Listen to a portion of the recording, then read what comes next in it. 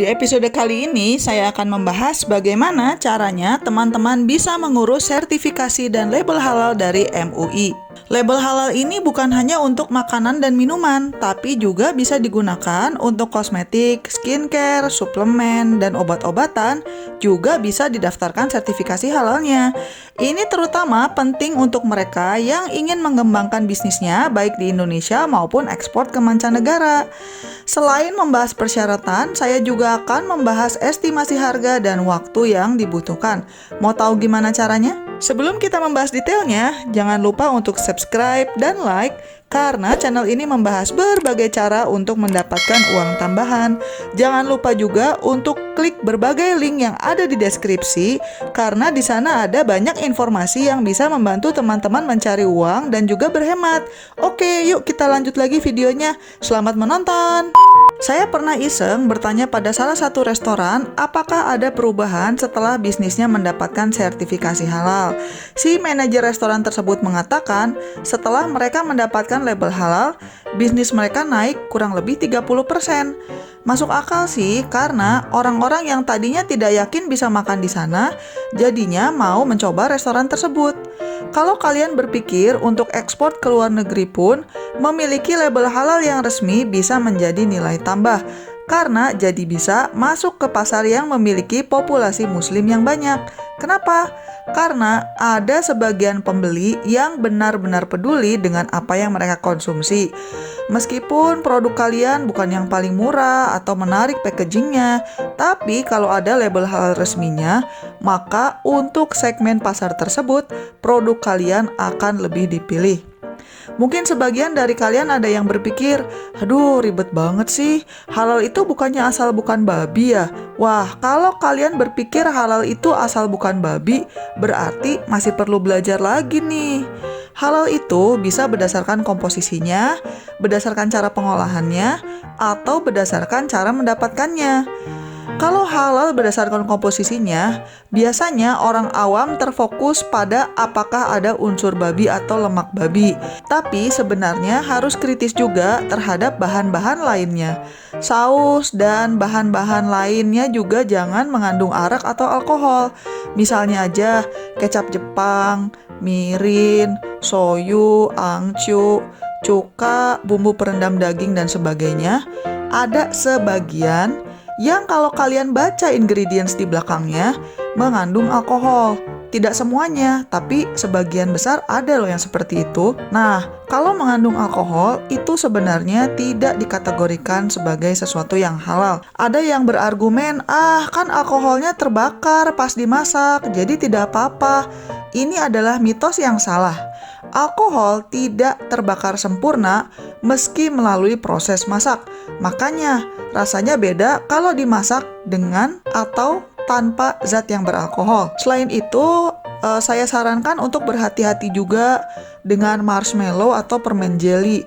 Harus hati-hati karena walaupun memang ada versi halalnya, tapi ada sebagian yang menggunakan gelatin babi. Makanya kalian perlu berhati-hati. Supaya simple, baiknya produk kalian menggunakan bahan-bahan yang sudah memiliki sertifikasi halal. Dan biasanya aneka saus seperti kecap Jepang, bumbu perendam daging dan sebagainya juga ada versi halalnya kalau kalian mencari. Ini juga akan lebih memudahkan ketika kalian mau daftar sertifikasi halal untuk produk olahan kalian. Selanjutnya, halal berdasarkan cara pengolahannya. Karena meskipun sapi atau ayam, tapi kalau disembelihnya tidak dengan menyebut nama Allah, jadi ya dianggapnya tidak halal. Peralatan dan tempat pengolahannya pun harus terpisah dari produk yang tidak halal. Kemudian selanjutnya halal berdasarkan cara mendapatkannya. Misalnya saja kalau uangnya dapat hasil mencuri atau makanannya hasil mencuri, jadinya ya tidak halal untuk dikonsumsi. Kalau karena satu dan lain hal produk teman-teman tidak halal, maka saya mohon tolong jangan ngaku-ngaku halal. Saya suka sedih gitu ngelihat tempat-tempat makan yang kalau saya lihat dari bumbunya, bahannya, kok majang alkohol dan sebagainya. Tapi kemudian oleh yang punya restoran, pelayannya sengaja dipilih yang pakai kerudung untuk memberi kesan halal supaya pembeli muslim mau makan di situ. Aduh, jangan gitu deh. Kalau nggak halal, ya jangan pura-pura halal. Itu namanya penipuan. Penjelasan mengenai bagaimana cara daftar sertifikasi halal bisa didapatkan di websitenya LPPOM MUI. Silakan, link ada di deskripsi. Di video ini saya hanya akan menjelaskan secara singkat supaya tidak terlalu membingungkan. Tapi kalau kalian mau informasi yang lebih detail, silakan ke websitenya MUI ya. Sebelum mendaftar sertifikasi halal, perusahaan atau produsen diharuskan mengikuti pelatihan, yaitu bisa berupa pelatihan reguler ataupun pelatihan online. Informasi lengkapnya lagi-lagi bisa dilihat di situsnya LPPOM MUI. Kemudian, persiapkan dokumen-dokumen sebagai berikut. Daftar produk yang ingin disertifikasi, daftar bahan dan dokumen yang mengandung informasi bahan yang digunakan. Kemudian, untuk sertifikasi rumah pemotongan hewan perlu memberikan daftar apa saja yang disembelih di sana.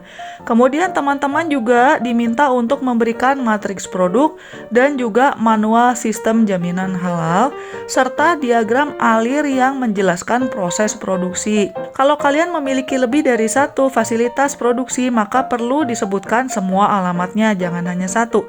Kemudian, kalian juga perlu memberikan bukti bahwa sudah melakukan sosialisasi kebijakan halal di perusahaan kalian atau di bisnis kalian. Kemudian juga perlu bukti apakah sudah ada yang di-training di perusahaan kalian mengenai bagaimana cara menangani produk yang halal, dan juga harus ada bukti bahwa ada proses audit internal. Kalau teman-teman bingung matriks produk itu apa, sistem jaminan halal itu apa, dan sebagainya, ya itu makanya harus ikut training dulu sebelum daftar, karena semua itu akan dijelaskan dalam pelatihan. Kalau dokumentasi kalian sudah lengkap, maka kalian bisa mendaftar untuk mendapatkan sertifikasi halal dari MUI. Caranya adalah sebagai berikut. Kalian pertama-tama bisa mengajukan pendaftaran sertifikat secara online. Kemudian, kalian akan diminta untuk mengisi data pendaftaran, status sertifikasi apakah baru, pengembangan atau perpanjangan, data sertifikat halal, dan sebagainya. Kemudian selanjutnya, untuk masalah pembayaran, kalau kalian ingin tahu harganya berapa persisnya, bisa mengirimkan email kepada bendahara lppom@halalmui.org. Karena katanya biayanya sih tergantung barangnya apa aja, perusahaannya sebesar apa, dan sebagainya. Kemudian teman-teman juga perlu mengisi dokumen yang menjadi persyaratan pendaftaran serta industri bisnis yang kalian geluti. Misalnya saja manualnya, data produk, data bahan, dan sebagainya. Kemudian setelah dokumennya sudah diisi, maka pihak yang berwenang akan melakukan pemeriksaan terhadap dokumen kalian. Dan kalau kalian lolos dan di-approve, sertifikat halal MUI-nya itu bisa di-download secara online atau bisa juga diambil ke kantor MUI yang terkait. Masa berlaku sertifikasi halal ini adalah 2 tahun, tapi kalau sudah mau expired, kalian bisa daftar perpanjangan. Secara umum, bagi perusahaan dalam negeri, lama waktu pengurusan sertifikasi logo halal MUI ini adalah kurang lebih 75 hari sejak aplikasi pendaftaran dikirim. Tapi kalau untuk perusahaan dari luar negeri bisa lebih lama, yaitu sekitar 90 hari. Tapi berdasarkan website mereka, MUI juga sadar kok bahwa ini adalah sesuatu yang perlu ditingkatkan lebih baik. Mereka juga sedang berusaha mempercepat durasinya. Dari MUI juga disebutkan kalau kalian ingin prosesnya lebih cepat, maka sangat disarankan dokumennya harus lengkap dan baiknya kalian menggunakan bahan-bahan yang sudah memiliki sertifikasi halal. Jadinya bisa lebih cepat. Nah, sekarang berapa sih biaya yang dibutuhkan untuk daftar label halal MUI? Untuk tahu berapa persisnya, teman-teman bisa mengirimkan email ke bendahara LPPOM MUI. Kalian juga akan diminta untuk menginformasikan jenis, jumlah, dan juga lokasi produk yang diproduksi. Tapi kalau saya Google sih, berikut adalah estimasinya tergantung skala bisnisnya. Untuk level A, yaitu industri besar yang memiliki lebih dari 20 karyawan, biaya yang perlu dikeluarkan adalah antara 2 sampai 3,5 juta.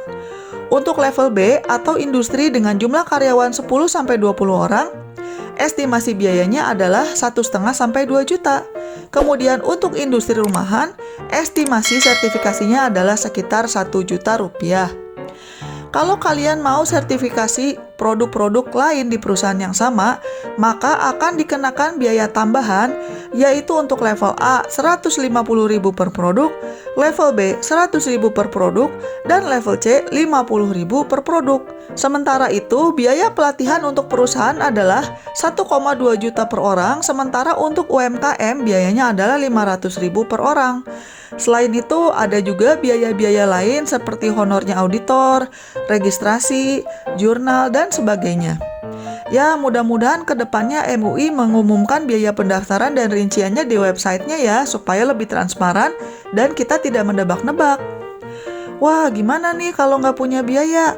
Untuk UMKM atau industri rumahan yang terhalang masalah biaya, jangan khawatir karena LPPOM MUI memiliki kebijakan untuk subsidi pembiayaan. Jadinya mendapatkan sertifikat halal MUI bisa lebih mudah. Teman-teman silakan hubungi alamat email bendahara.lppom@halalmui.org.